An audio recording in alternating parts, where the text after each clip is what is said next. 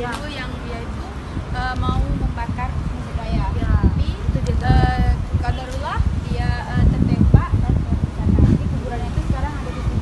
Ya, ini daftar nama-nama tentara Belanda yang meninggal dunia di tanah Aceh. Jadi disebutkan di sini.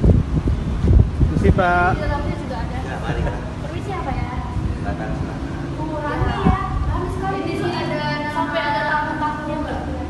ada nama tahun sama daerahnya. Daerah Ada- dia. ada di Aceh. Daerah dia. Lusol banyaknya.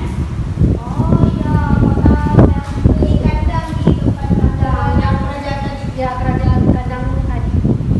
Nah, yuk kita masuk ke dalam yuk, kita lihat ada apa. Tulisannya itu masih ejaan lama ya. Iya, ini memang Jadi nama-nama agak- mereka. Enggak, itu loh tulisan kota. Oh iya. tadi. Nah, Nah, ini dia di teman-teman sini makam-makam tentara Belanda ya. yang tewas di Aceh saat mereka itu menjajah Tanah Aceh. kita, tanah Aceh. Gitu. Jadi ya ini kondisinya terawat sekali ya. Ya, dan menjadi salah satu situs budaya juga jadinya sejarah.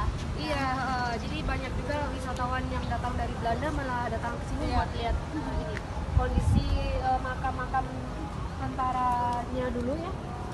Kondisinya baik. Ini dibersihkan dan dibiayai oleh pemerintah Belanda sendiri. Jadi dananya itu datang dari sana. Oke teman-teman, kalau mau langsung melihat bagaimana keadaan dari pemakaman Iya.